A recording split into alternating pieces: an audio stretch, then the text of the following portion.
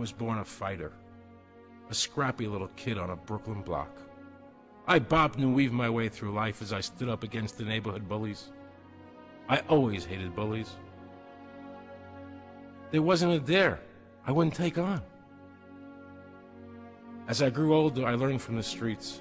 I had a knack for the ladies, a strong right arm, and a love for rock and roll.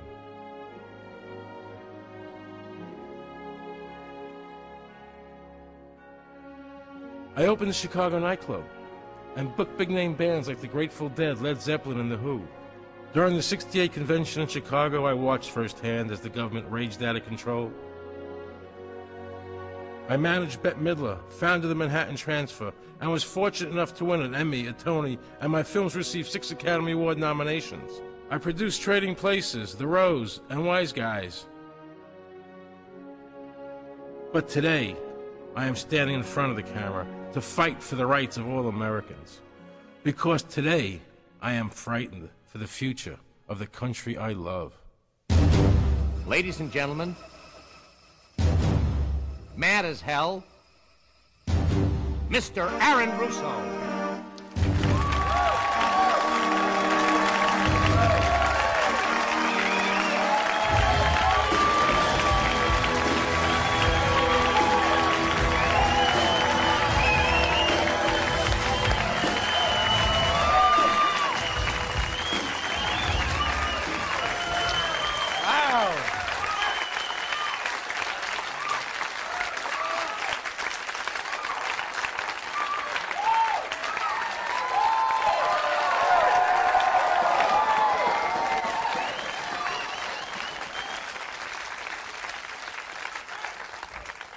Hello, everybody. Welcome to Mad as Hell. I'm here tonight because I'm sick and tired of what's happening to my country.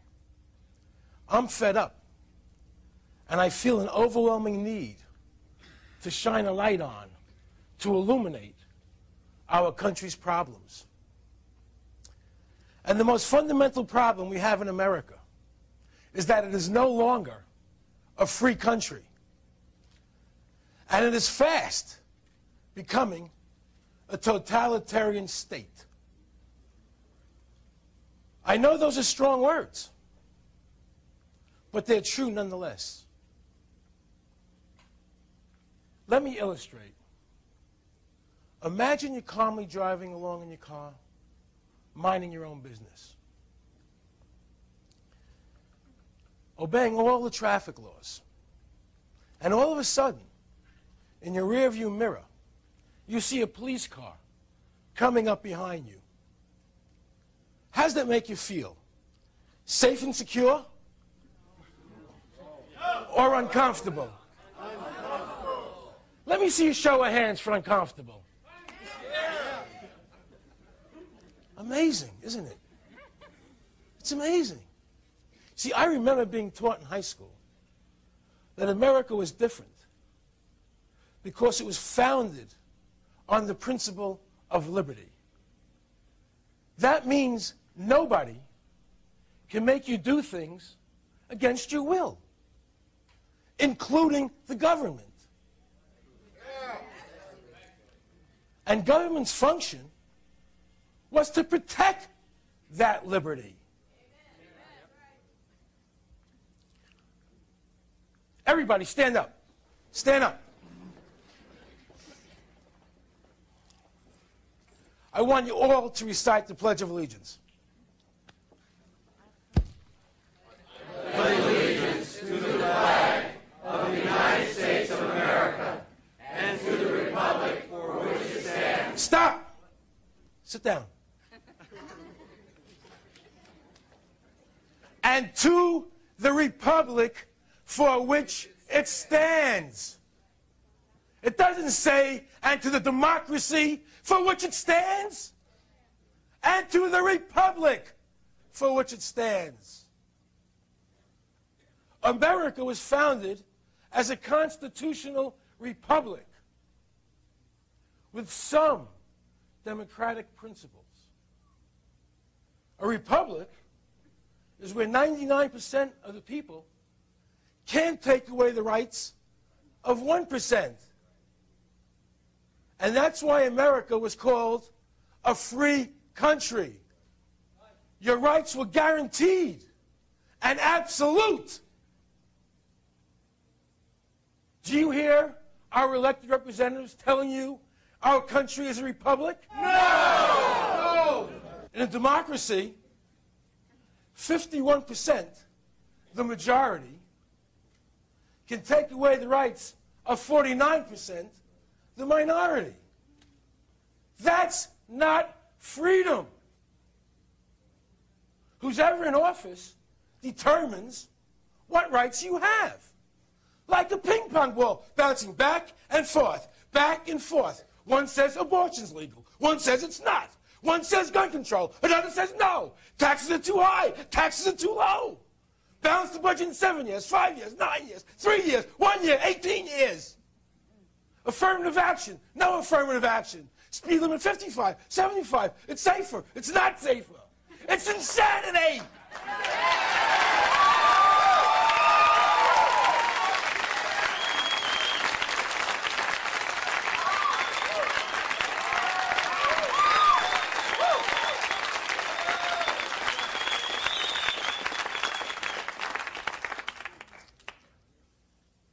This creates a deep and dark division in America. Left versus right. Rich versus poor. Gender versus gender. That means man versus woman. What we need is a set of principles to live by, no matter who's in office. And we have it. It's here. It's called the Constitution.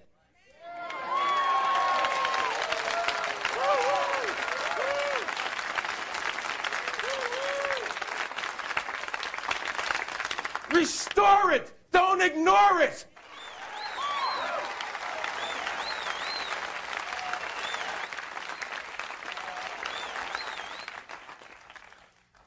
People often ask me, Aaron, are you a liberal or a conservative?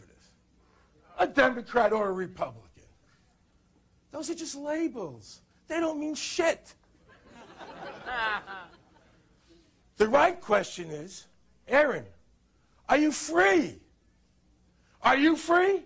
No. Are you free? No. Are you free? No. You own your lives. No. You don't own your life? No. No government owns you. That's it. They do. Well, that's what has to change, isn't it? You see, government is the problem, not the solution.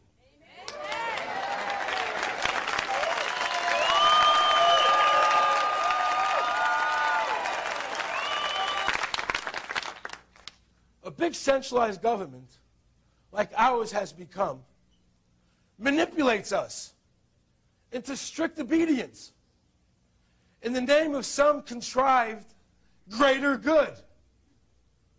Social engineering. That makes me want to puke.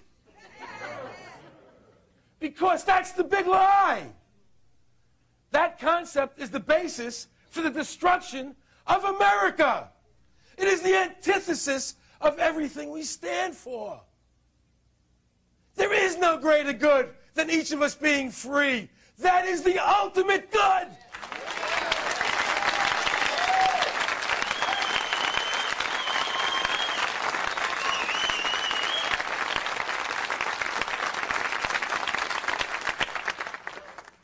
And that's why America was created.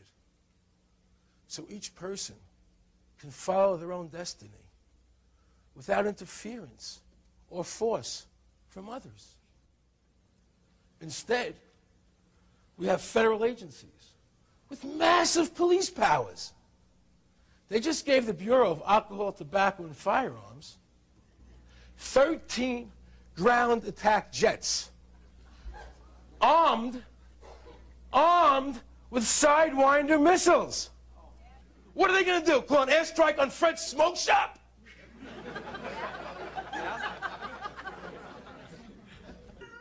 That's why my grandparents left Europe, to come here, to get away from governments who forced them into obedience.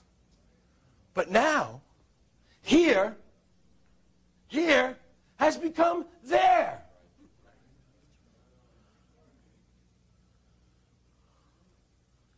You have any music for me?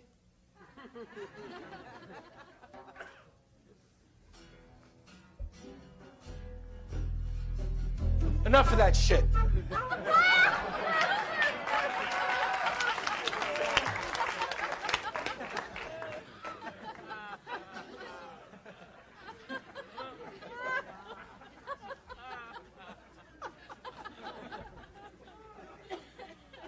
Every election, politicians are sworn into office. They take an oath. They take an oath to defend the Constitution. So help me God. So help me God. So help me God. But after they swear to God, they dismiss their oath and ignore it. And ignore the Constitution. Why? You know why? Because the Constitution limits their powers over us. They don't want us free. They want us controlled, like puppets. Little marionettes, they string along and do this, do this, do this, do this. Sons of bitches.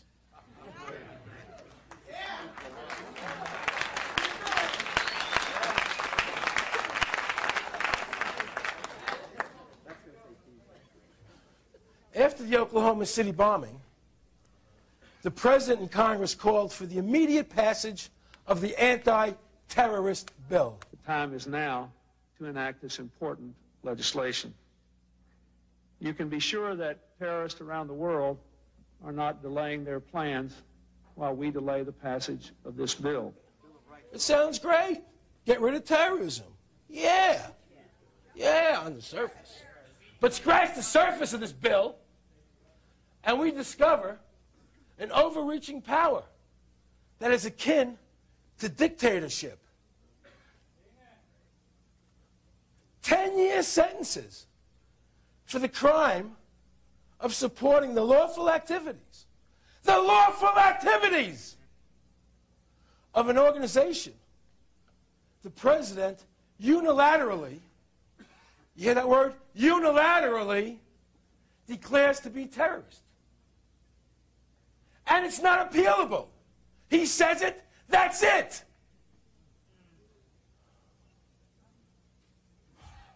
Gets me so mad. In addition, this bill allows five hand-picked judges, hand-picked federal judges, to hold trials in secret. In secret! Behind closed doors. Wait. Without a jury. And the defendant isn't even present in his own trial to defend himself. You know why? Because he doesn't even know it's happening. Okay? He doesn't even know it's happening.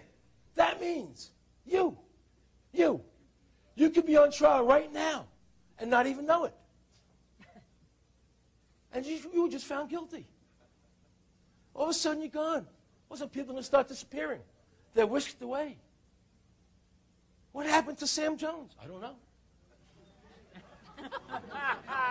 He was at work yesterday.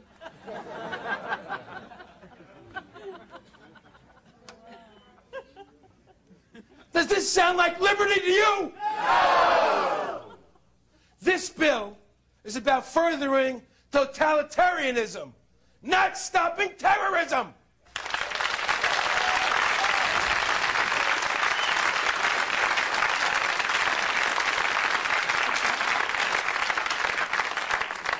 Welcome to the new America! Yeah! Russo for president!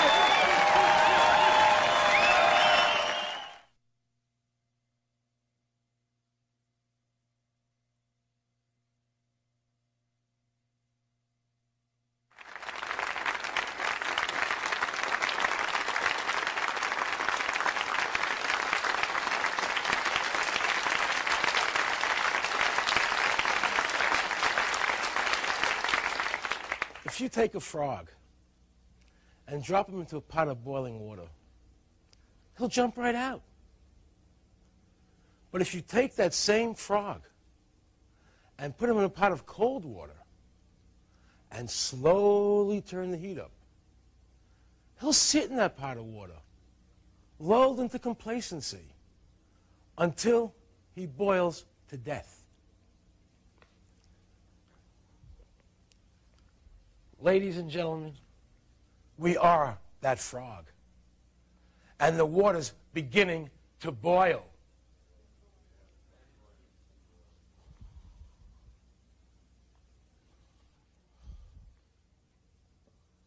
Did you hear we're being fitted for National ID card? Good. And it will be digitally encoded with the retina pattern of your eye or with your fingerprint. And every American will be required to carry one. Required is another word for forced. According to this bill, come 1999, all employers will be required to receive authorization from the federal government before hiring any new employee.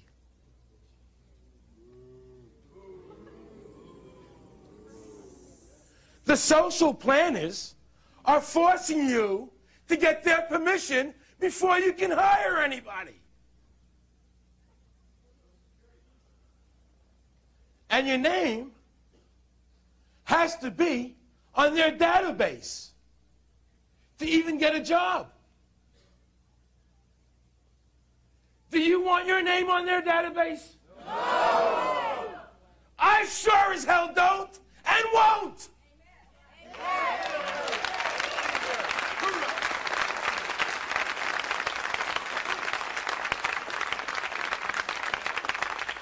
They'll tell you from here to doomsday they're defending your liberties. They're lying!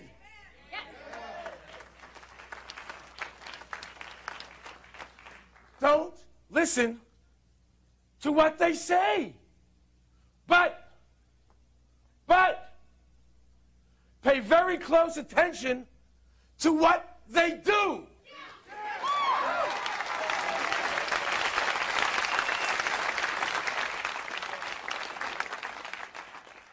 Thomas Jefferson said, the price of freedom is eternal vigilance.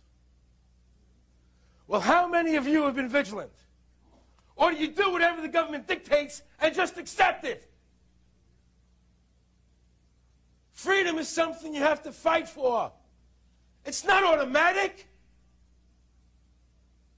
In the history of the world, America has come the closest to being a free country.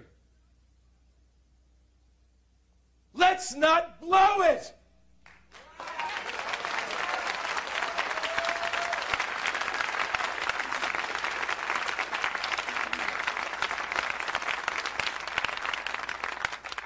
Speaker of the House Newt blew it when he urged fellow members of the House of Representatives to destroy the Fourth Amendment by passing H.R. 666.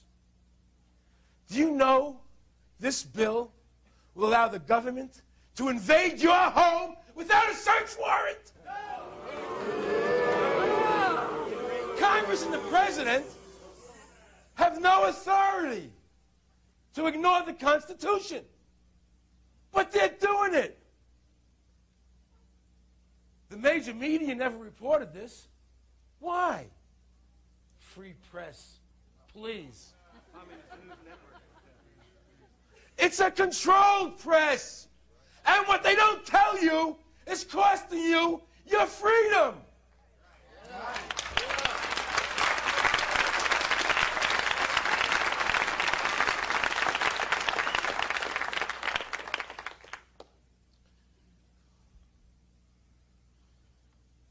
Music? Never mind.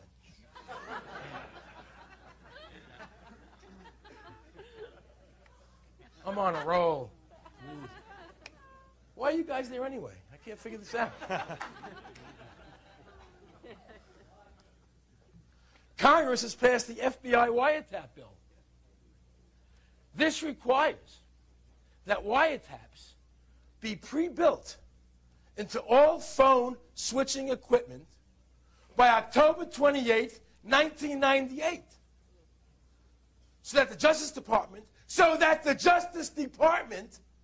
can listen in on any phone conversation in America, sitting in their office, pressing some buttons. Let's see what Aaron Russo's saying today. Sons of bitches.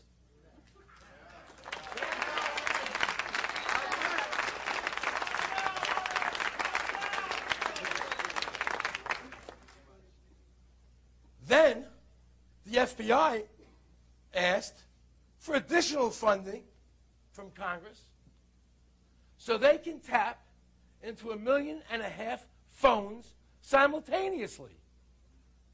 And when you tie that into H.R. 666,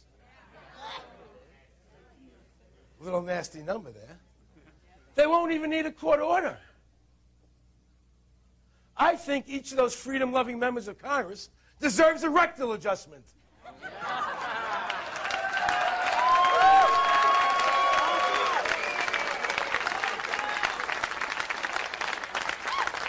Now that's liberty.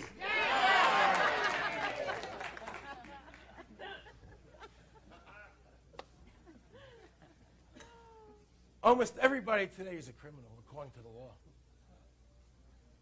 Let me explain. The federal code is over 1 million pages of fine print. It's been estimated that it would take 23,000 years to read. Okay.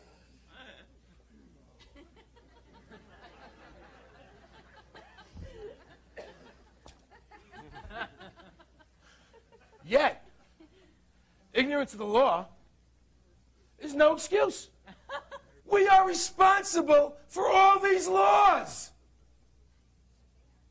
It's just a question of who and what law enforcement decides to focus on as to whether you go to jail, or you go to jail, or you go to jail. How does that make you feel?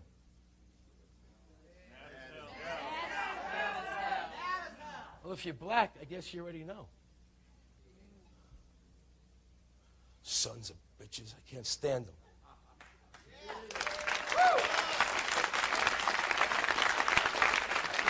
I mean, I can't stand them.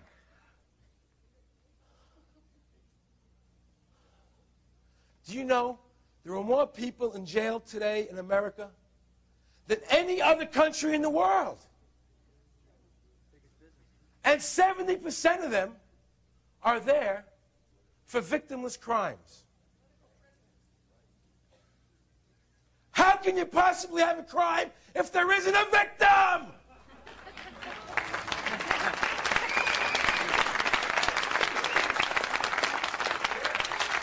Idiots.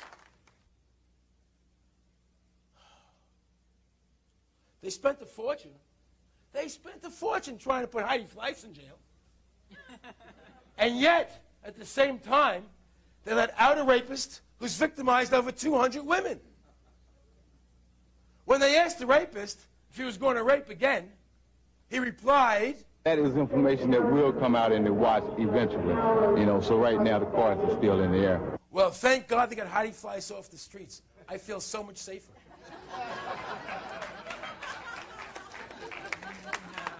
In goes Betty Crocker, out goes Jack the Ripper.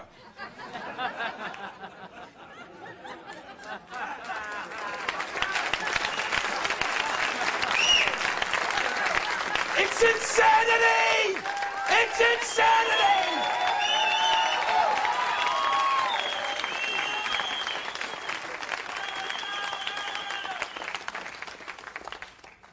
In Washington, there are entire buildings that just hold books of rules and regulations. Big, big buildings. buildings full of bureaucrats whose job is making sure you and everyone else follow this endless stream of rules until we choke to death.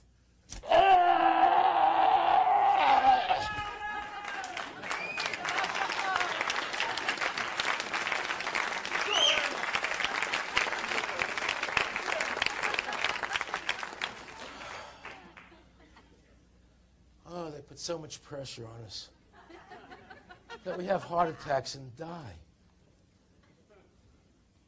Wait, do you think this is the government's way of subsidizing the medical profession?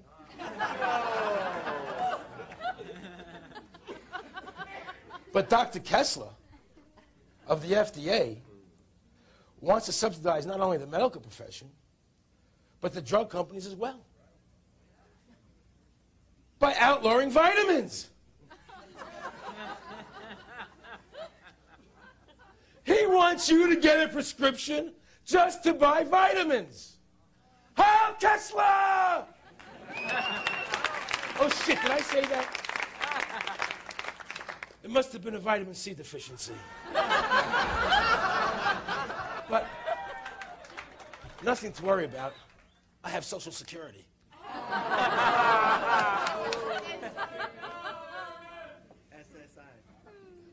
Can you believe what they've done to Social Security? I mean, can you believe it? From a voluntary retirement plan, it's evolved into another mandatory tax. Have you ever heard of a retirement plan where the money is not in your name?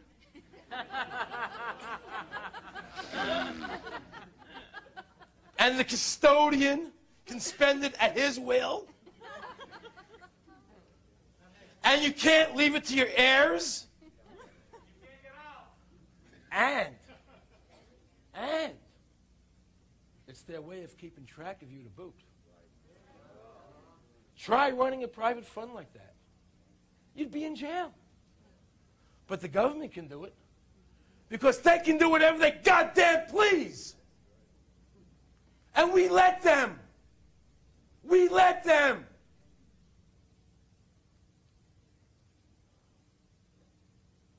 And then there's the IRS.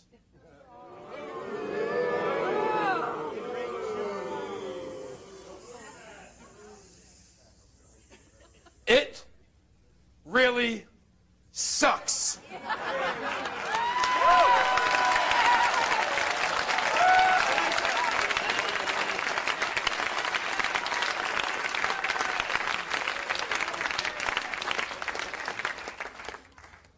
I didn't know whether to say sucks or steals. They're both so appropriate. They tax you your whole life. And when you die, they tax you again on the money you leave your family.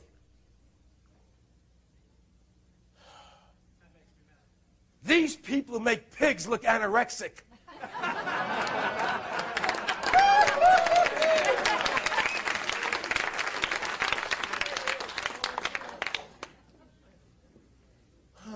This is hard work.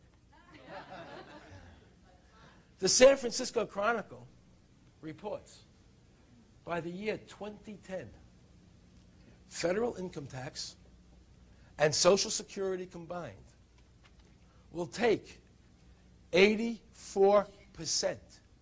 of everything you earn. Now, I ask you a question. How can you raise a family if parents are supporting the government instead of their children? Of course morality is declining. Of course crime is soaring. How could it not? Repressed people strike back.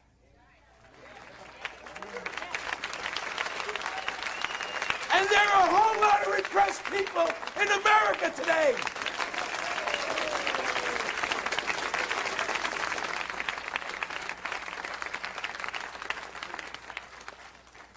Do you feel repressed by the government? Yes!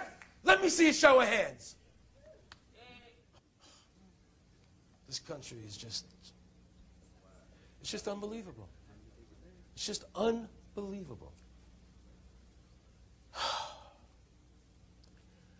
Have you heard about GATT? The General Agreement on Tariff and Trade? The so-called Free Trade Agreement? It's 22,000 pages. It weighs 365 pounds. That's a free trade agreement? One paragraph, we have free trade.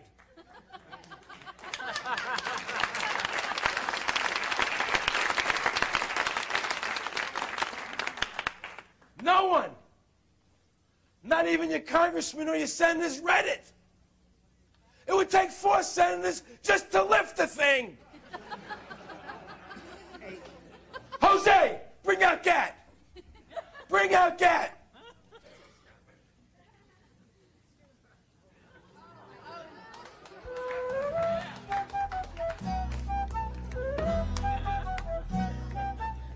Dump it.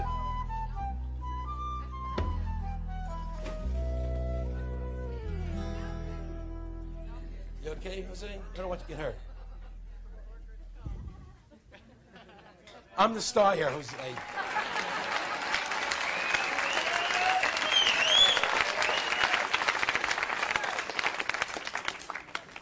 And 2 arch rivals running for president, Dole and Clinton, pushed everybody to sign it. I'm pleased to announce that an understanding has been reached with Senator Dole. For the past 50 years, our country has led the world to create a more open and a more prosperous trading economy. I will be writing a personal letter to each of my Republican colleagues in the Senate enclosing all of this material, asking them to read it very carefully and suggesting that, in my view, we ought to be all in support of GATT when it comes up next week. They don't know what it says. Do you understand the implications of that? It's time to wake up. And I'm here ringing the bell because nothing works. Healthcare, welfare, taxation, education, inflation, deflation, politicians lying, people dying, police state, subjugate, corruption, corruption, corruption, corruption.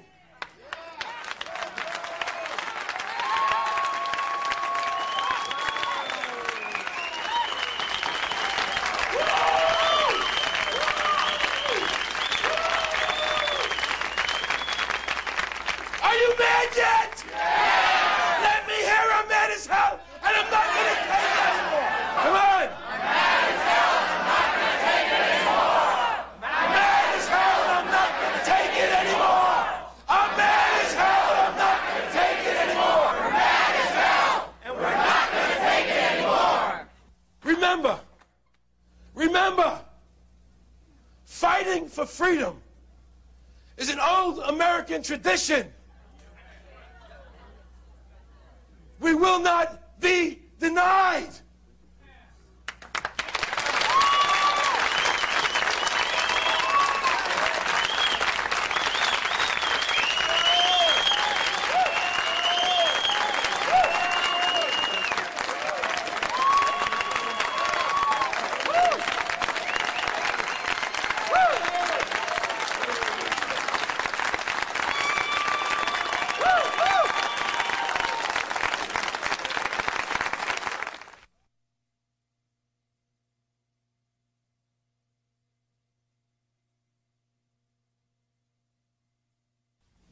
Recently, the Associated Press reported the results of a national poll asking Americans if they trusted their government.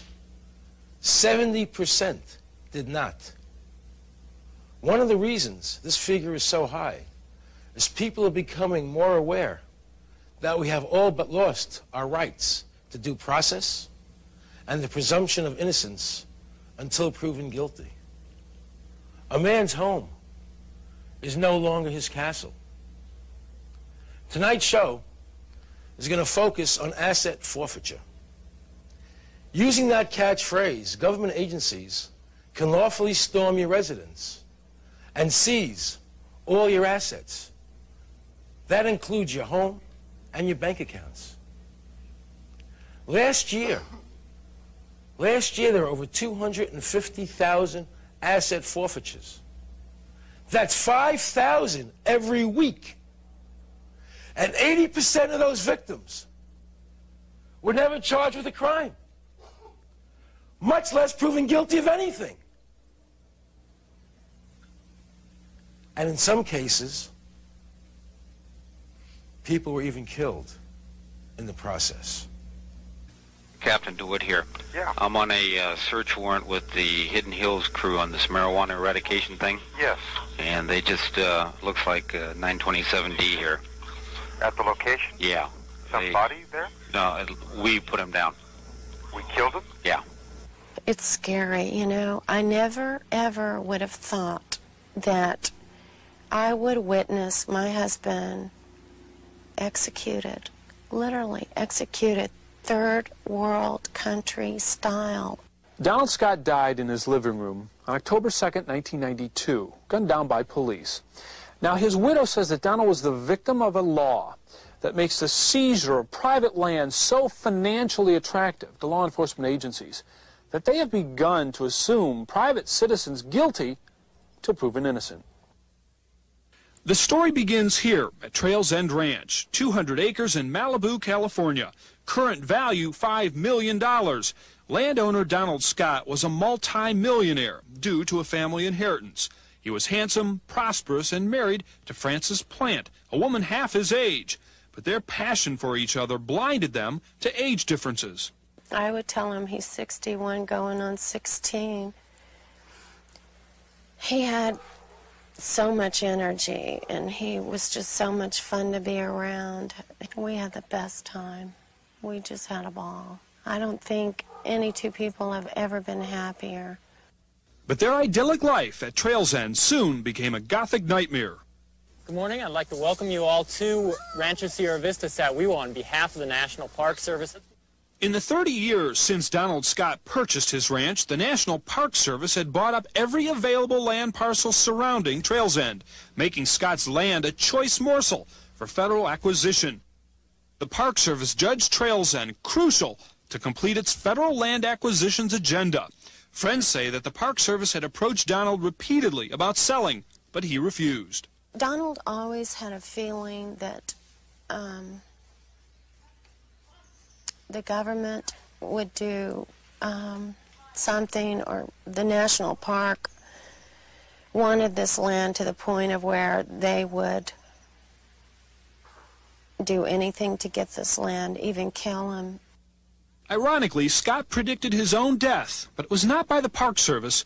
2 years ago, the L.A. County Sheriff's Department claimed they had received an anonymous tip about Trails End Ranch. Captain Larry Waldy ran the narcotics unit at the time. We then got a tip from a reliable informant that, in fact, that marijuana, large amounts of marijuana were growing there. It was 1993. L.A. County was in fiscal crisis. Law enforcement budgets were scant, and like other agencies, the Sheriff's Department was scrambling for extra funds. More and more, they were forced to rely on the proceeds of drug busts to supplement crippled budgets. In effect, our civil servants became revenue producers. Discovering drugs on private land allows a law enforcement agency to seize the property, sell it, and take the profits. That is called asset forfeiture. It is highly controversial in that it gives an incentive to law enforcement agencies to say that drugs exist, to pretend that drugs exist, even when there aren't any. Financially motivated to confirm the anonymous tip, Deputy Sheriff Gary Spencer ordered aerial reconnaissance, and DEA agent Charles Stowell complied. In a flyover the ranch, he claimed he saw 50 marijuana plants attached to lines suspended from tree branches. There is virtually no way that Stowell could have seen through that canopy of trees. It's like a rainforest. It's impenetrable. Michael Bradbury is district attorney for Ventura County. His investigators studied the Scott case for months. Their findings were explosive, concluding the L.A. Sheriff's Department was motivated in part to seize the ranch for the government. I think Agent Stowell was under tremendous pressure from the Los Angeles Sheriff's Office in the person of Deputy Spencer to come up with the opinion that marijuana was being cultivated on the ranch. As a matter of fact, after Stowell initially said that he had seen marijuana, he called Spencer back and said, "I am not comfortable with you using my name, and you have to corroborate me." Despite Agent Stowell's reservations, the Sheriff's Department marshaled ground teams from the National Park Service and the Border Patrol. But even their ground surveillance turned up no marijuana. Nevertheless, law enforcement still commandeered a search warrant and ordered the troops to move in. 27 people were at the scene. There were at least 5 different agencies. You had the National Park Service there because we work with them in dealing with the marijuana eradication program. LAPD was there and DEA was there. Coupled with that is the National Guard that we work with. There was a crash and the house started shaking. And when I first realized it wasn't an earthquake, and I saw a man's face looking at me through the window. Here these men come running towards me, and I'm backing into my living room, screaming, "Don't shoot me, don't kill me." My husband heard me, and he came out into the living room screaming, "Francis, are you all right?" And he had his gun pointed up in the air, and he looked at me, and they yelled, "Put your gun down, put your gun down, put your gun down." And that was the last thing he said, and they just murdered him. This picture of these men was taken moments after they killed him by their own sheriff's department, and they're smiling like I don't know what. The troops searched the entire property, including a grove of trees where the 50 marijuana plants were allegedly spotted by aerial reconnaissance. And there was no marijuana. But we found some lines suggesting the block and tackle method on some of the trees in that general vicinity. There's no evidence that there were ropes and lines there. I will never be able to be convinced. They came here to serve a search warrant. So why did 5 government agencies storm the house that morning? Was the raid on Donald Scott's property part of a government conspiracy to obtain his land for the Park Service under asset forfeiture laws? Does that sound too far-fetched to you?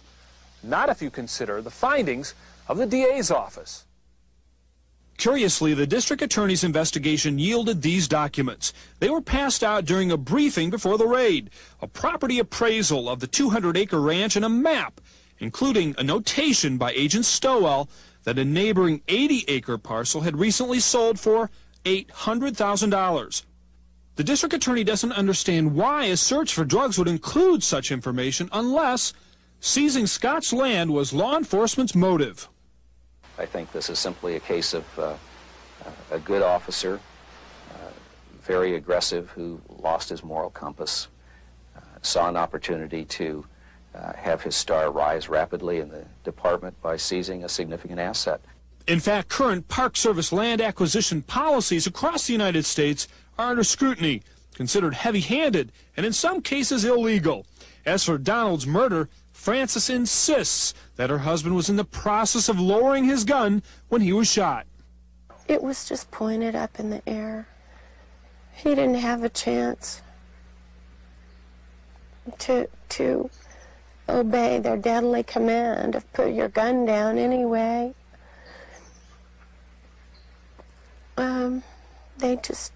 They just blew him away. And Frances's nightmare just kept getting worse. Months after Donald's murder, the ranch house burned down. Frances says it may have been arson.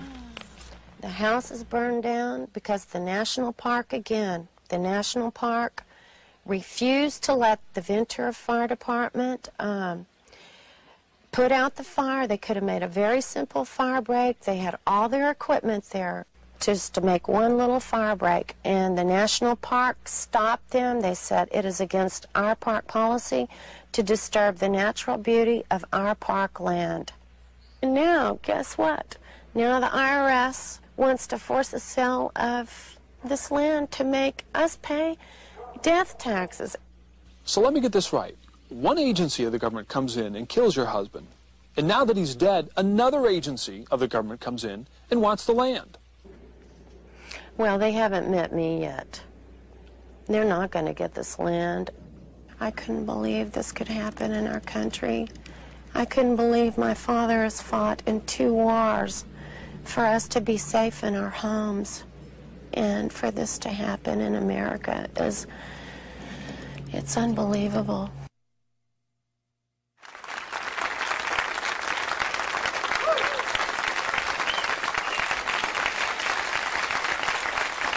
That piece was absolutely frightening.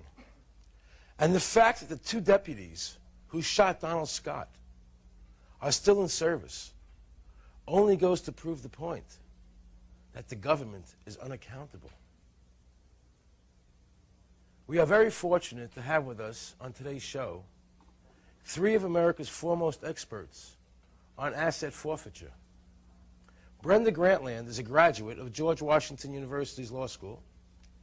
She presently serves on the board of directors of FEAR, Forfeiture Endangers American Rights. And Jeffrey Steinborn is a graduate of Yale Law School and a prominent Seattle attorney who specializes in asset forfeitures. Judy Osborne is a hooker from Santa Monica Boulevard. No, I'm just kidding. I'm sorry. A little. You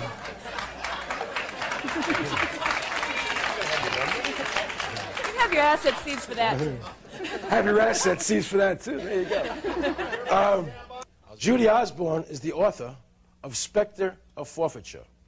She defeated the government's attempted forfeiture of her home and now edits the FEAR Chronicles.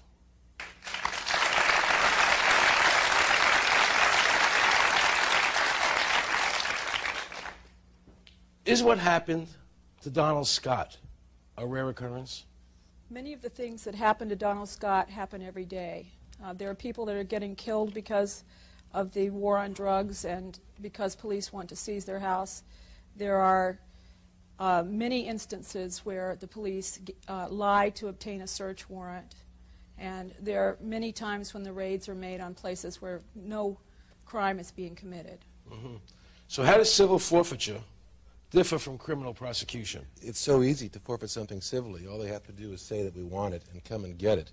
And at that point it becomes your burden, you the property owner's burden, to hire an attorney if you can find one who understands the law and to go there and prove that the government doesn't have a right to your property. So it's enormously different. Really all the government has to do is wish for it and it's theirs until you can go try to get it back, which is very difficult. Wait, are you saying to me that under civil forfeiture the government doesn't have to prove anything? No. There's no due process of law? No, that's correct. That's what I'm saying. So they can seize your property based on hearsay, and hearsay is really nothing more than a police officer standing in front of a judge and swearing to something for which he's not accountable. And that's enough to get the papers to seize your house. Then you have to go back to court and try to prove that your house or your property is not tainted by some unlawful conduct. So how does do the police or the authorities decide whether a case is civil or criminal?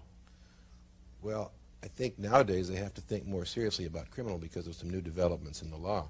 But up until about a year ago, the courts had ruled that civil forfeiture of your property was not punishment, and therefore the government didn't have to follow the usual rules that they have to follow when they try to punish you for committing a crime.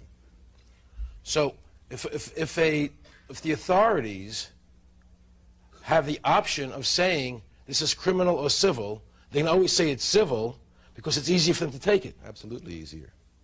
And that's what they do, and that's why for the last 10 years the government civil forfeiture program has really been running amok. What you have here is the government, well, the looters are in the wheelhouse, and they're using the government as a way to loot the country. And the result of it is that the police in situations like this really run around like children without adult supervision, taking what they want. In about 90% of the cases, there is no recourse. The property's gone, and whatever rights may have been violated along the way are simply ignored. Fortunately, assassinations are rare, but they're certainly not unheard of, and I'm sure we haven't seen the last of them. So they can, if they want to, they can just come in and say that they can just plant evidence and say... They can do that too, but they don't have to. They don't need evidence. They don't need evidence. They need a cop. We all know how honest cops are. They need a cop who's ready to swear that somebody reliable told him or her that there's pot in your house, or that you sold some drugs or committed some crime, and that the fruits of that crime are invested into your real estate or in your bank account. So if some informant says Aaron Russo is growing marijuana in his backyard, and the cops come and raid my house, they can seize my home, my bank accounts, based on the fact that some informant said that. That's correct. An informant who stands to gain 25% of your seized assets. Whoa! Wait a minute.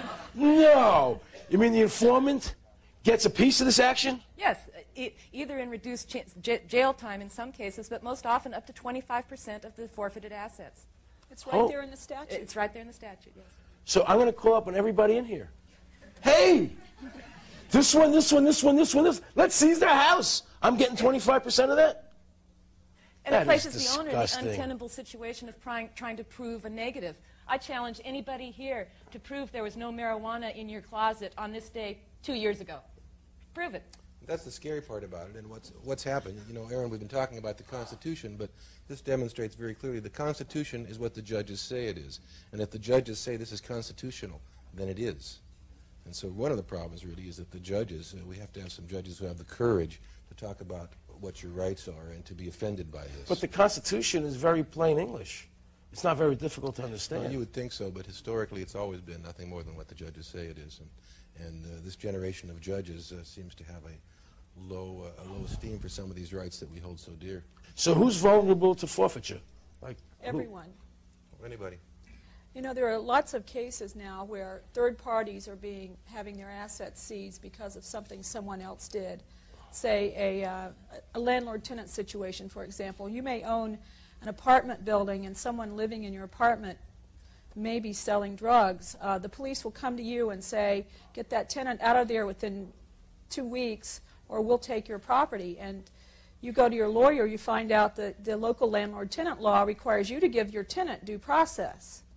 So you start going through the due process that you're required to give under the local landlord-tenant law, and that's not fast enough. They come in and seize your property. There's a couple in Southern California, retired Army, I forget his office. He was an officer, and this was his retirement property, and he lost his entire rental property because he couldn't get the tenant out fast enough to please the cops. If you're a landlord, the situation is even more frightening than that, because they can search your rental property illegally. Just kick the door down without a warrant. And if they find something growing there, then they can seize the house.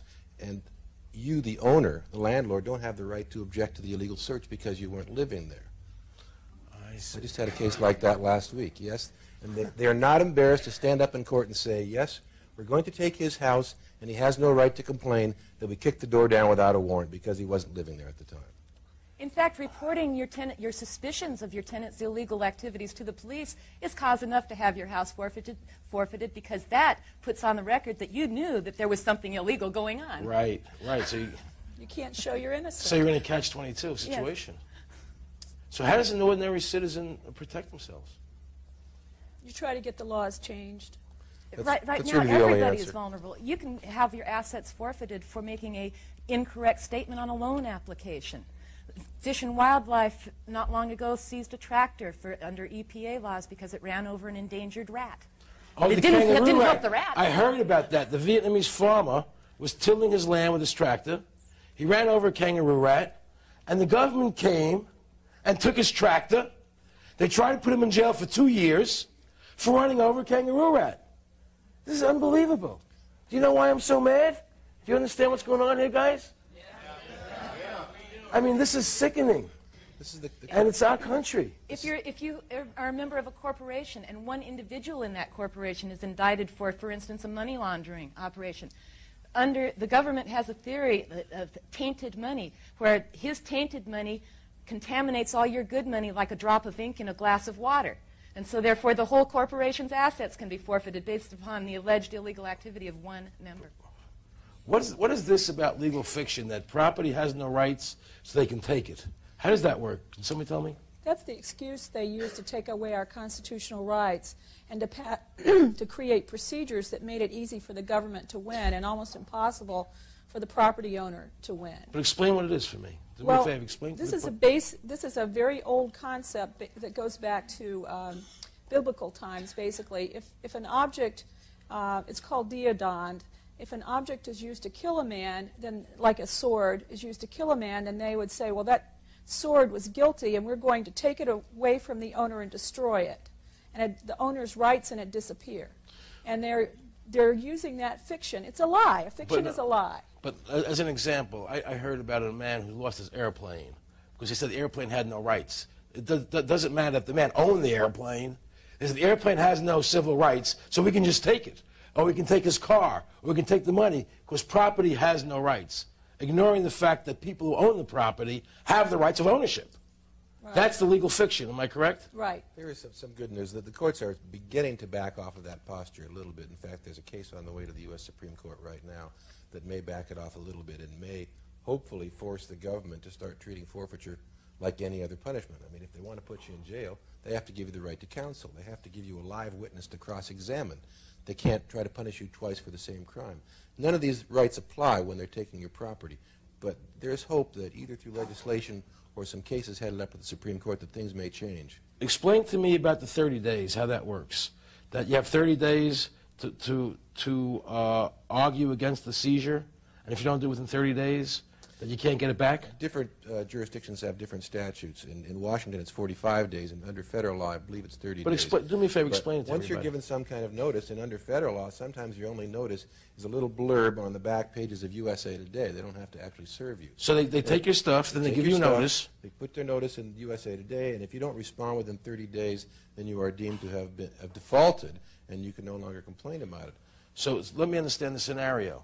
So they come in, they come to your house, they can break the doors down. They back the moving truck up to your door, and they put everything in. They take the socks out of your drawers and the art off the wall. All right, so they take my underwear, which they don't probably want, but anyway, so they load out your house, they take everything you have, and then within the next 2 years, they have to notify you, right? And then from the time of notification, you have 30 days to get your assets back. In Washington, they got 15 days to notice you. There's There's a very important part about that I think that you're overlooking. When they take your property, they could hold it for a long, long time and then send a notice out when you happen to be on vacation or whatever. You've got 20 days not only to file a claim, but to pay a cost bond of 10% of the value of the property in order to even fight to get it back. So in order to get a hearing, you've got to pay for it in advance. But if they just took everything you own, how can you pay for anything? Well, you're indigent, and of course you can't hire a lawyer, but because it's a civil case, you are not appointed a counsel. So you have no money left to hire a lawyer. Correct. They don't give you a court-appointed lawyer, so you can't even fight back in the time allotted. And the law is so complicated that the majority, I would say, of lawyers don't even know how to fight civil forfeiture. This is unbelievable. So people can't fight it themselves. And which federal agencies have the power to do this? Most of them. And that's the reason that most forfeitures, people abandon or give up their property or lose their property without ever going to court, without ever getting a day in court. They just lose it. And though the precedents were set by drug laws, there are over 200 federal forfeiture statutes, and many of them don't even contain the exemption for innocent owners that the drug laws contain. Where does the money go when they take it all? The police get to keep it. Whoa! Whoa! Wait a minute. Not only some guy calls up and says, hey, Russo over there is doing something wrong. He's sleeping with his wife or something. Okay? Sex is not allowed here anymore. Okay? And then they come and raid your house. They take all your assets, right? And then they get to keep them. But the informant gets 25% of it. The informant gets up to 25%. So if they take my car, they keep the car. Do they sell it? Does some cop take it? Some cop can drive it if they want it. Do you get this, guys? Do you get what the hell is going on here? Does anybody have any questions for my guests over here? Anybody have any questions they might want to know? Yes, please. You have told us what is happening. Please tell us how to defend ourselves against this. We want to know the remedy. I think, unfortunately, the only remedy is the government. We're not going to have a revolution in this country, so you're going to have to trust the people running the country to do their job. And if you can't trust them, then you have to find a way to make them do their jobs. And I believe that it's possible to make our representatives accountable, but it's a tough job. It's shows like this that throw some daylight on what they're doing that eventually, I think, have a good effect. But I don't see any other way to do it. Any other questions? It seems to me that this kind of asset forfeiture is so clearly against the Bill of Rights. There's not even any inclination to say that this is not government seizure. What is it about the civil defense or the judicial system that is so blinded to the obvious interpretation that there is a guaranteed freedom against government seizures when that's all they're doing? They're not blinded. They're doing this intentionally, shamelessly. No, that's not my question. How is it so hard for lawyers and property owners to simply articulate in the judicial system that this is against the First Amendment, or I think it's the Fifth Amendment, clearly violation of search and seizure, of illegal seizures of property by the government? It seems to me that you have to have some degree of compliance from within the civil legal system as well as the judicial system to allow this just to continue to mushroom in such an obvious fashion. Well, in this area, in this particular area, the judicial system has really been shameless, because what they say is it's not against the Fifth Amendment. It's not against the Fourth Amendment.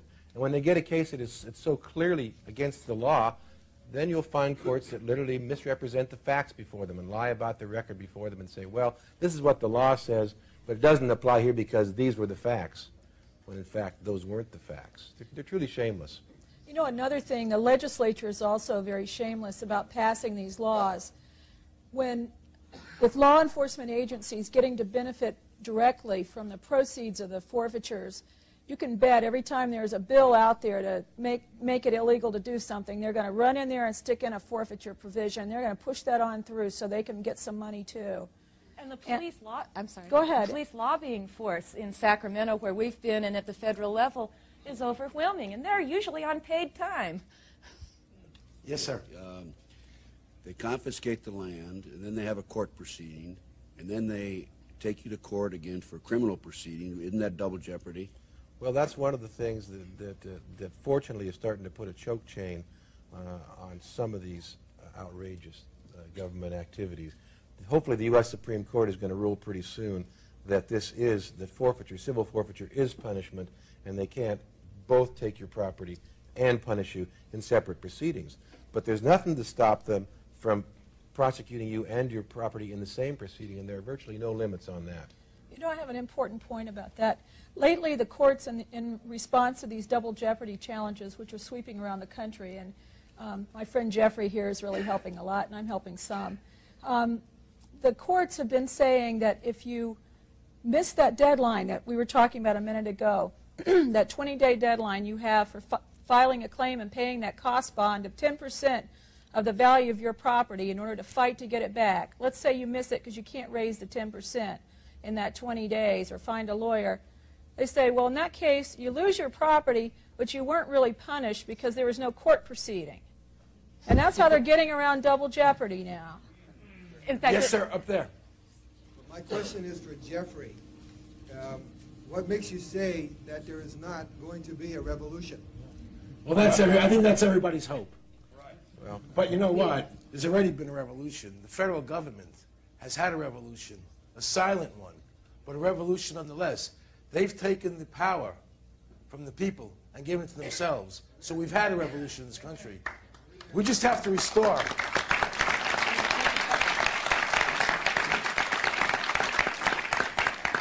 Yes, sir.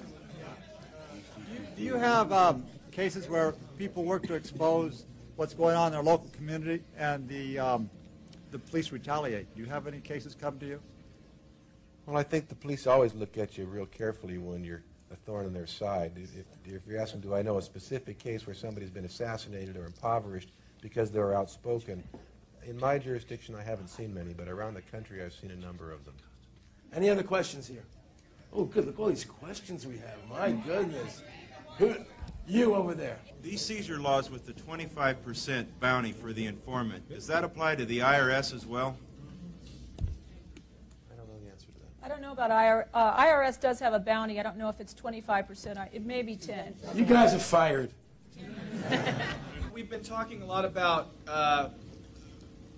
law enforcement officers coming and taking everything. When did the paradigm shift from having peace officers maintaining a peace and law enforcement officers going after all these laws? We're talking here about assets being taken and people being corrupted, police officers that we hold the highest trust, being corrupted, going out trying to achieve for all this. When did they go from just keeping the peace? Very clearly, it started with the war on drugs, with prohibition. Exactly. It is the best vehicle you can think of for injecting the government into every aspect of your personal life and for getting the public to swallow the elimination of most of your civil rights. And remember, police used to be called public servants. Now it's law enforcement. Yeah. Any other questions, ma'am? I think maybe the solution would be to legalize drugs and let the hotheads smoke. You bet! Amen. Amen. I agree with you, but that won't end the forfeiture problem. Forfeiture has already expanded well beyond the drug war. Yeah, but it'll solve a lot of other problems. They won't be able to plant evidence. Yes. But the monster and is you own your life. If you want to cut off your arm, that's your business. If you want to smoke pot, that's your business. Whatever you want to do, it's your business, not theirs. You own your life. Every one of us own our lives. Let's not forget that.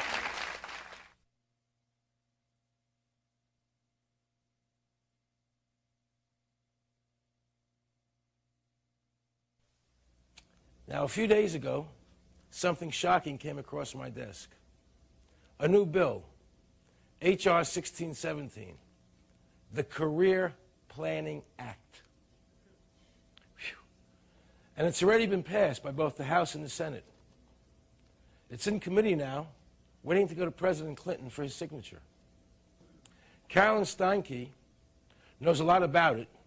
She's the executive director of Parents Involved in Education, and the facts she'll give you will prove that George Orwell's 1984 is only 12 years late. Carolyn, please be the first one to vent.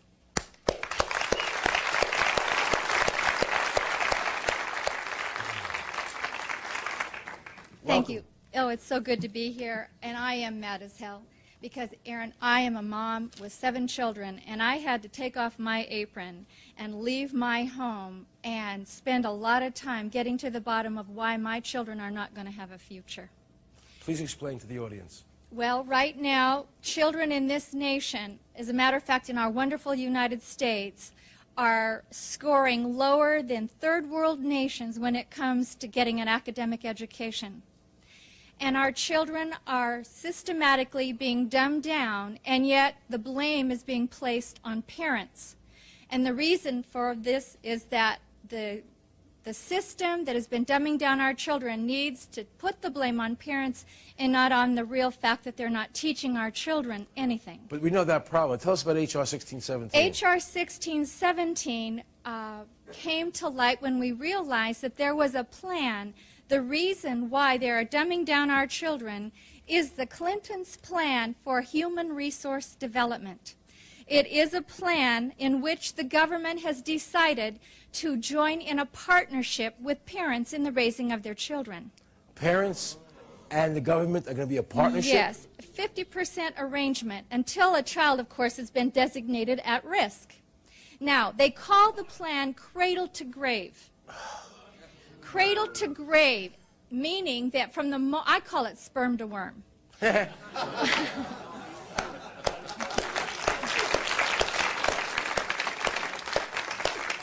When the federal government finds out a child is conceived, that is the moment for assessing the parent. And from that time on, every child will be assessed, and they will be qualified, and they will be scrutinized. And if for any reason, according to the plan, these children are not meeting the criteria that the federal government has set for their well-being, which could be anything, we have that also, the at-risk designations could be anybody's child. The child of an obese parent, the child that has too few toys or too many toys, a child that was a low birth weight, 6 pounds. Do you know what that brings? That brings with it the federal government looking into your home unannounced 8 to 10 visits a year to monitor. What does that mean? They can just come knock on your door and walk in the house? Absolutely. If your child has been designated at risk. And who designates them at risk? If they fall into the criteria, whoever is the case manager, the social worker, the person... No! Absolutely. No! Now, that's what we've been finding out. But then we take it a step further and we find out why. Why? Because this whole society is in the process of being recultured. And they say the reason for the Careers Act is that we need to change our labor force because it's so dumbed down, that we have to be able to be competitive in the new world. In the global market, we need global workers. Well, I'm telling you right now, Aaron, with the way this country is hemorrhaging and our manufacturing is going to other countries, the only way this human resource development, human beings who go to get a job are going to be competitive in a third world market is if they're going to work for 1/42nd of the normal wage. Now, the governing board at the federal level sets up a national plan for workforce development, a national employment agency, where all frontline jobs, public and private, must be reported. And all vacancies and anyone looking for work must report to the National Employment Agency. So does that tie into the Feinstein bill with the Immigration Act that we have to go? That's it in a nutshell. That's it. Now, they're totally radically restructuring education.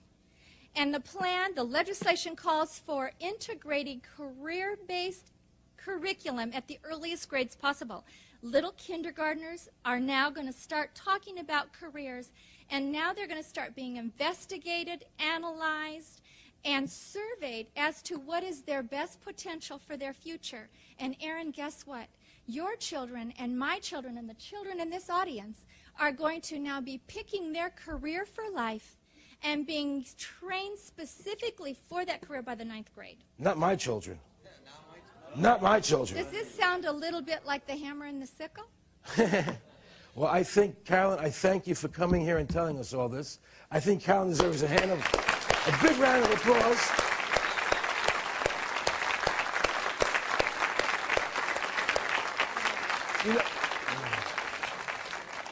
You know, no matter how deep I get into what's going on in America, I'm still amazed by the things I'm learning. And that's why I decided to do this show, so that we can all learn something together to stop this vulgarity and this deceit by our government. You know, this podium is your platform. So anybody else who wants to vent, please raise your hand. Please. Introduce yourself, please. Hi, Aaron. I'm Julian Whitaker, and I'm a medical doctor. I've been practicing in the state of California for about 20 years. Been very active in medical freedom. I practice what you call alternative medicine, which I don't call alternative medicine. I just call good medicine because we use vitamins and minerals and things of this nature. I've been following the FDA. I've been involved in several lawsuits against the FDA with vitamins and minerals. However, there's something going on in Houston, Texas right now, which amounts to a cultural rape. There's a physician there by the name of Stanislaus Brzezinski. And I've been hearing about Stanislaus Brzezinski treating cancer. Basically, he has found a definite method and cure for cancer by isolating naturally occurring particles from the blood that get into the cell and turn off the genetic activity that causes cancer to progress. I have visited his clinic on 2 occasions.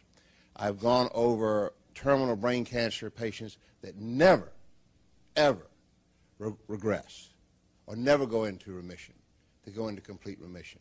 There's a case in San Francisco of a 4-year-old girl who had a rhabdoid tumor of the brain, the most deadly tumor in childhood, 52 cases reported, average lifespan is 8 months. She lived 2.5 years, and she died not from cancer, but from the radiation and chemotherapy she had before she had this therapy. Now, I've talked to leukemia patients and lymphoma patients, complete remission. And it makes sense. Now, let me finish this. It makes sense because these particles go in and activate or deactivate the tumor or suppressor genes and the oncogenes. It requires a paradigm shift in cancer. Now, why I'm here is this. In 1983, the American Cancer Society put this on an unproven blacklist. 2 months later, the FDA filed suit in federal court in Houston in 1983 to put Stanislaus Brzezinski out of business and to destroy his discovery. The judge ruled against the FDA. Robert Spiller, the enforcement officer of the FDA at that time, said, we're going to get this man. We're going to use a grand jury system. From 1983 until 1995, they convened 4 grand juries. They raided the clinic dozens of times.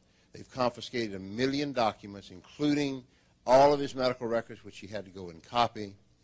I visited the clinic, and I noticed where he has a pharmaceutical wing, 47,000 feet, which is under the direction, or rather under the direction of the FDA for standards and procedures, where he gets high marks. But the enforcement arm of the FDA is about to destroy the man. I'm not nearly as concerned about the man as I am about the loss of the discovery. We have not made any progress in cancer in 100 years.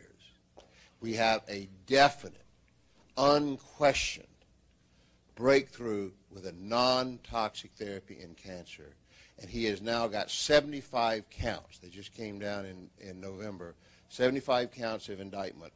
All of them stemming from a victimless crime of whether or not he is exporting across state lines his therapy. You see, in 1983, the judge says, Dr. Brzezinski, you can practice medicine, you can do what you want to, but you can do it only in the state of Texas. You cannot enter into interstate commerce with your product.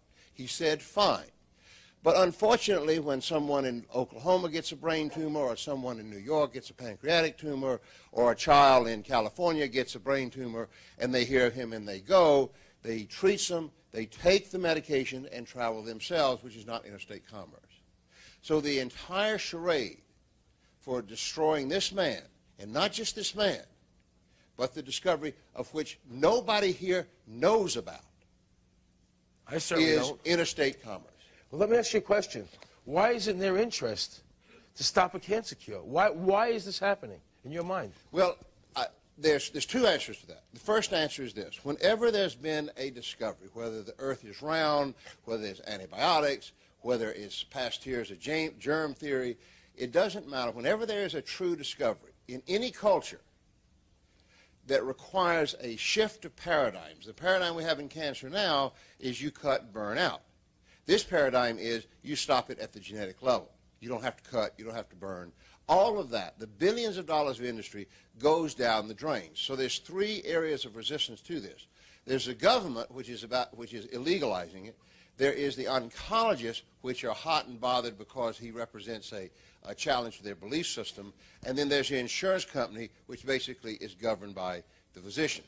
So of those 3 interests, they're all working in concert, but the most serious is the federal government, because they can simply illegalize it and put the man in jail.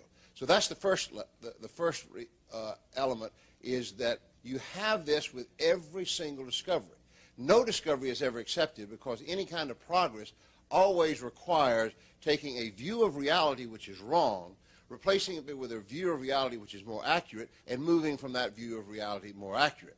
In my interviewing of dozens of oncologists, they're united against him. Would it be possible to bring Doctor to the show here one day? Yeah, absolutely. Absolutely. Thank you.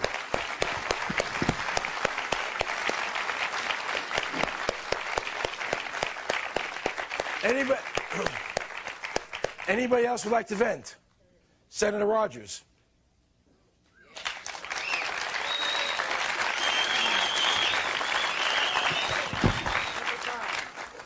Thank you, Aaron. And I'm mad, and let me tell you why. Please. I'm mad because the federal government has literally turned their back on not only California, but all the border states. And let me tell you what I'm talking about. Every night, several thousand people enter into our state illegally. They break our law. They're illegal aliens. They come across the border almost unrestricted. 80% of every newborn child in Los Angeles County is born of an illegal alien parent. and the California taxpayer is picking up the tab. Now, I'm mad because the voters, Article 1, Section 4 of the Constitution, and I wish some of the federal judges would read it once in a while. That's a far... I guess so. It says clearly, it clearly says that the federal government is charged with the responsibility of protecting the individual states from invasion. We are being invaded. California, Arizona, New Mexico, Texas, Florida, literally being invaded by people who break our law and come into our state illegally. Now, 15 months ago, the people in this state voted, 59% voted for a proposition called 187.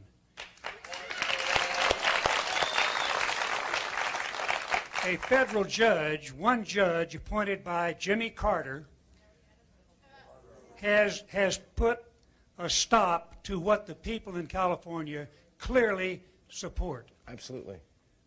Absolutely. Now, what we need to do is, of course, I'm thinking maybe we ought to put a term limit on federal judges, folks, rather than lifetime.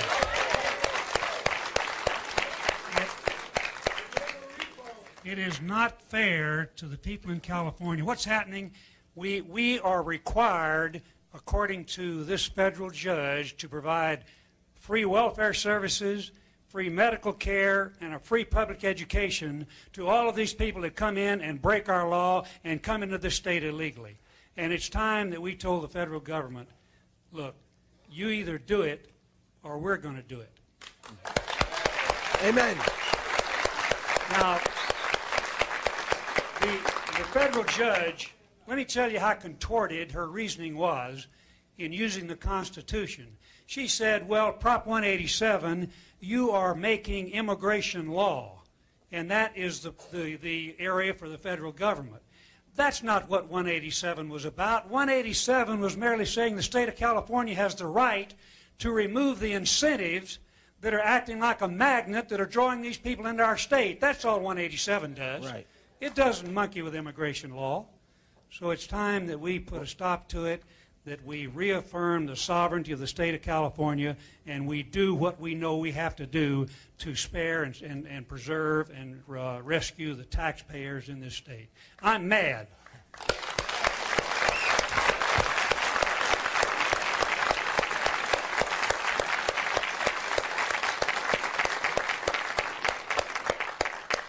Who else would like to vent?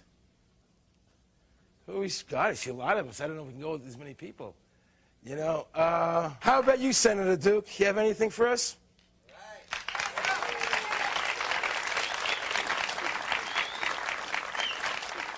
Please introduce yourself.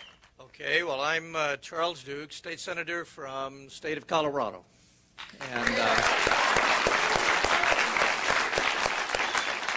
I'm very happy to be here today, Aaron, and I'm mad as well, like many of the people here. Are you mad as well or mad as hell? Mad as well. I'm mad about the loss of our Constitution, as you well know, and I'm mad about a $5 trillion debt, and just a number of things, not to mention the property seizure law that you've talked about tonight. That's really one of the many reasons that I carried the nation's first 10th Amendment resolution. And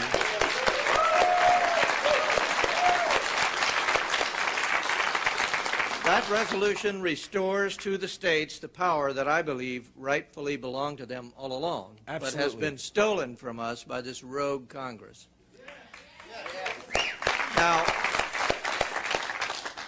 that resolution had two parts. It said, first, the state of Colorado hereby claims sovereignty over all powers not otherwise enumerated and granted to the federal government by the United States Constitution.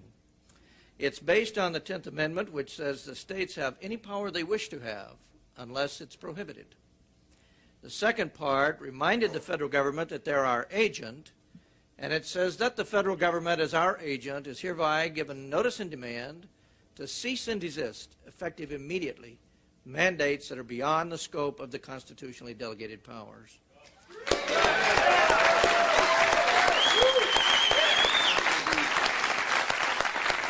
Colorado wasn't asking the federal government for anything. We were telling them the way it is. Now, I was a little unprepared for what happened after I did that. I really kind of did it initially, not only to support the Constitution, but primarily for fun. Well, it really took off across the nation, and in fact, Senator Rogers sponsored STR 44 here in California, and that has passed as well. To date, we have 21 states that have passed that 10th Amendment resolution. Yes! Yes! Yes! Now, some have said, where are you going with this, Charlie? What exactly are you trying to achieve? And I said, well, let's suppose we get 38 states to adopt the 10th Amendment resolution, and we call a meeting of those 38 states, and we draft some orders for Congress. And we hand it to the Congress, and we say, here are your orders. You are our agent. You have 90 days. And they'll say, or what? And we will say, or your services are terminated.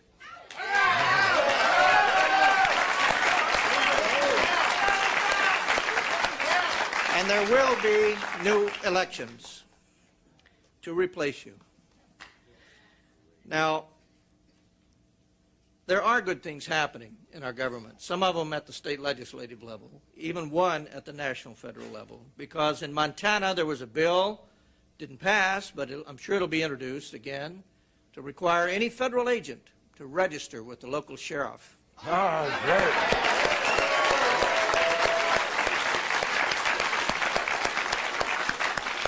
You might be very surprised to know that the Supreme Court has ruled on more than one occasion that the federal government has no police power. Right. So they can't go to the federal government for help there. In any case, I'll be introducing that in Colorado. And Senator Rogers has told me if I'll get the data to him, he'll introduce it for the state of California. Yes.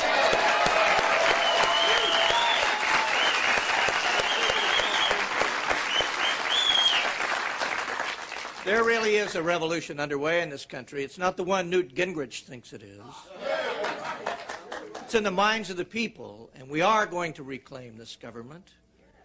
I think the framers of our Constitution properly did understand what 1996 was about. The challenge for us is to understand what 1776 was about.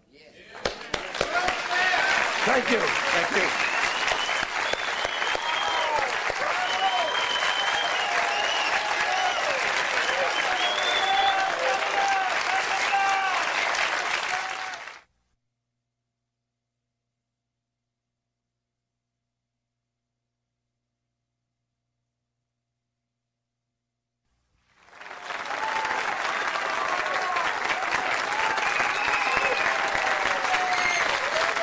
Here's a remarkable friend of mine who I love dearly and who's given a lot of thought to the subjects we've been speaking about tonight. Ladies and gentlemen, please, Rod Taylor.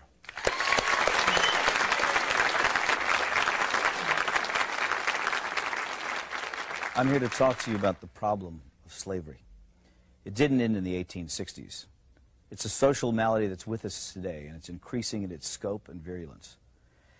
The desire to enslave our fellow man is unfortunately intrinsic to the human character. It has been with us since the beginning of time, on every continent and in virtually every culture, from ancient Egypt to Babylon to Greece and Rome, Africa, Asia, Europe, and the United States. Germany and Japan openly practiced widespread slavery only 50 years ago, and the Soviet Union until less than a decade ago. China even today. It's a disease of our human nature, and yet people are under the impression that it no longer exists. I say to you that in a subtle form it exists in America today, and it's becoming less subtle and more manifest. Madison Avenue has just cleaned it up a little bit, dressed it up in new words. The slave master is now Big Brother, someone to protect you, someone to confide in. But it's all the same. He owns your life. This may sound far-fetched, but I think I can prove it. When the IRS allows you a tax deduction, they and their congressional collaborators and the media call it a tax subsidy. In other words, they designate it as a gift to you, a subsidy.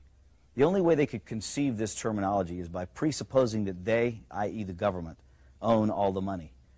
Their view is that they're entitled to it all. That which they allow you to keep is their compassionate and generous gift to you. How can this be? You create the money by your efforts, your sacrifice, your creativity, your risk-taking. So how can it belong to them? It's very simple. They own you. They own everything you produce, your money, your house, your thoughts and ideas, your children. If you go to a foreign country to work, you still have to pay the U.S. income tax. You could dig a hole in the middle of Siberia and they'd be entitled to a cut of your wages because in their minds, under their law, they own you. They create arcane and esoteric laws to criminalize you.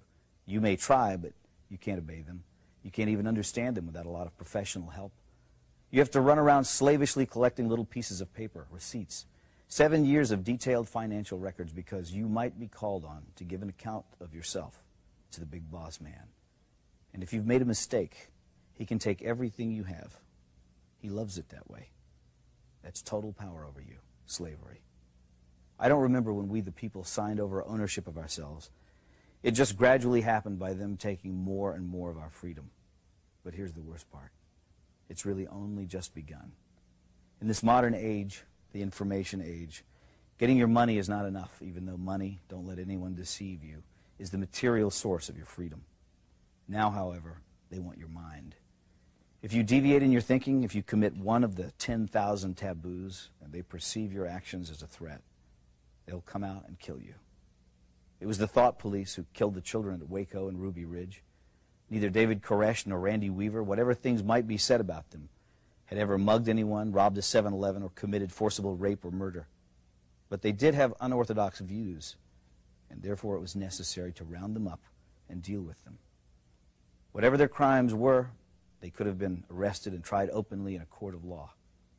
But that was not the aim of certain factions in the government. These statists wanted a massive demonstration of force to show who was boss. The penalty for resisting is death. After all, we're not free. We belong to the government, and deviant thoughts will not be tolerated. In the aftermath of the horrible Oklahoma City bombing, government propagandists tried to intimidate the people into silence by recklessly linking criticism of the government to acts of murder. Some people ask, how can you fear your government and claim to love your country? Our response is, how can you love your country without fearing your government? Who else holds a counterfeit license to kill, incarcerate, and confiscate for non-crimes? Remember, America is about liberty first and last, not obedience to bureaucrats. The Washington power clique wants you to shut up, get in line, do what you're told to do, and most outrageously, think what you've been told to think. We have hundreds of politicians and thousands of lobbyists crawling all over Washington, thinking of ways to control you, to extend their will over you, to subvert your freedom and replace it with their will, to capture, that is, to steal your life force. And so we should all be very angry, because anger is the engine that drives our will to resist. And without resistance, without awareness, they will take it all. That's not just politically perverse. It's a sin against mankind, because freedom is actually sacred. Drop an ant into a jar and seal the lid. It will spend the rest of its life trying to get out. It has nowhere to go, but it wants to be free. That is its nature. It's the way every living thing is made. Once, a long time ago, I saw something at the zoo, a wolf lying in its cage. I thought about how this magnificent animal was the end product of millions of years of evolutionary design. A nose that could detect the faintest scent, ultrasonic hearing, eyes that could see in the dark, teeth and jaws capable of crushing thick bone, heart and lungs that could run him for hours in a sub-zero blizzard. And yet there he was, lying forlorn and full of despair. He was well fed. He had a clean habitat and water and medical care. So what was the problem? He was sick with the knowledge that his wonderful powers would never be exercised again. And so he lay there, his head on his paws, staring blankly ahead at perhaps some imaginary forest that he could never reach because there were bars around him. They had not killed his body, but they were destroying his soul. God gave Adam and Eve freedom, even though he knew they would invite death into the world. That's how important freedom is in the divine scheme of things. And that's why we urge you to defend it always.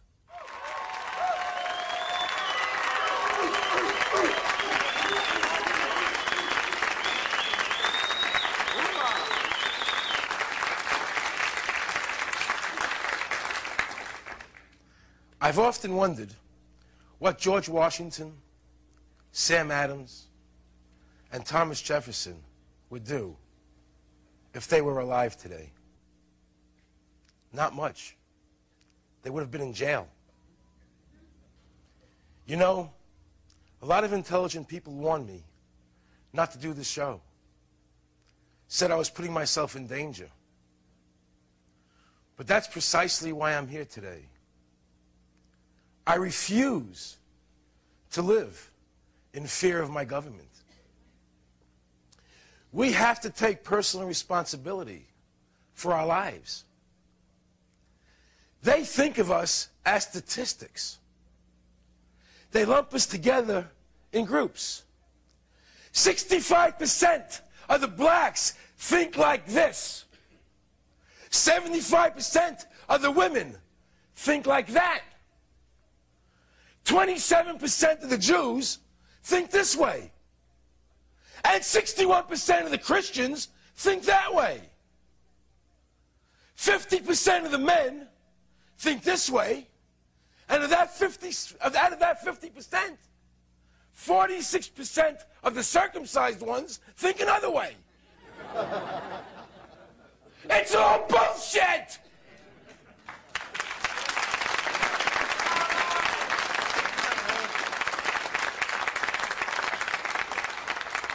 There are no groups!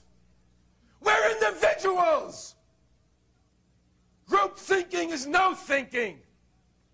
It's black against white, rich over poor, straight opposing gay, men versus women, rancher against rapper.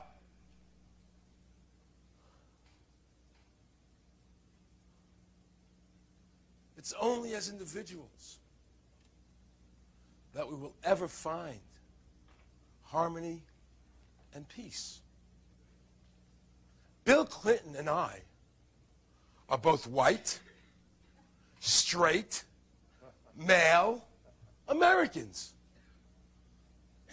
That's 4 groups we share. But do I think like Bill Clinton? I can't stand Bill Clinton.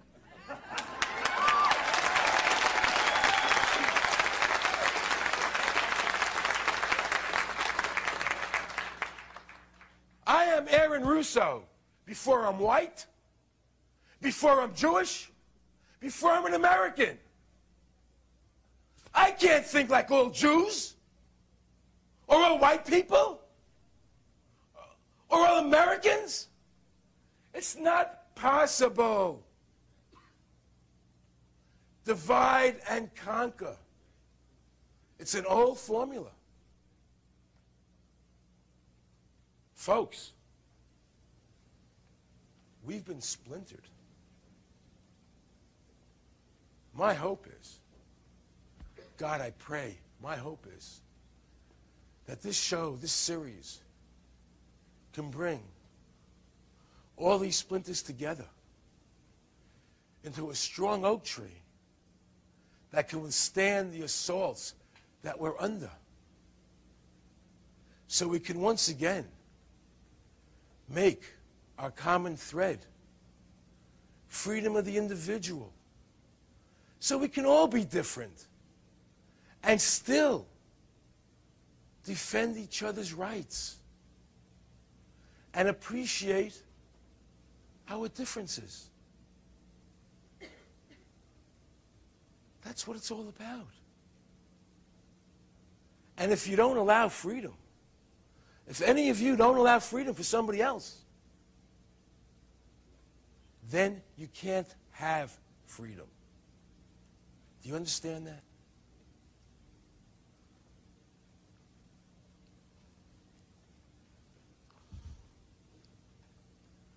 We don't have much time, folks. The free America that we all knew and loved may be gone forever. That's frightening. That's damn frightening. It's time for all of us to stand up and say, no matter what my gender,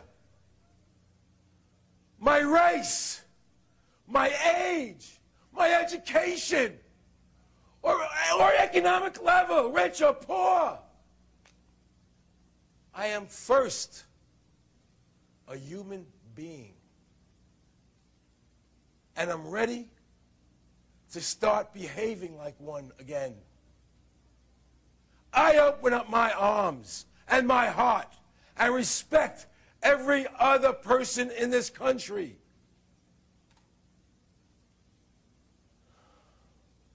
No more labels to separate us.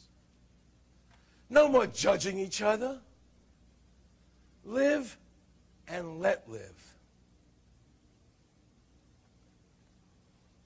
We are going to reclaim America's ideals of brotherhood and liberty for everyone. That's our greatest legacy. I want all of you who feel as I do to send me letters and faxes, email me, tell your friends to join us in this crusade for freedom. This will be the largest crusade in the history of America, and a direct challenge to the status quo. And Washington damn well knows it.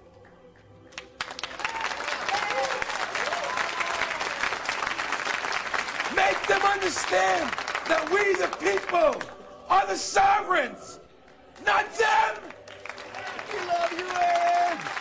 Come on, everybody. America.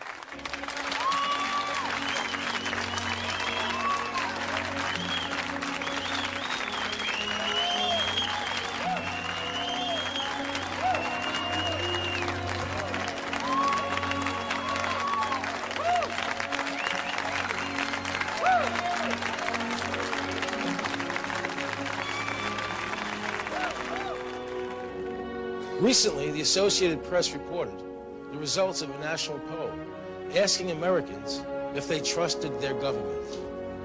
70% did not.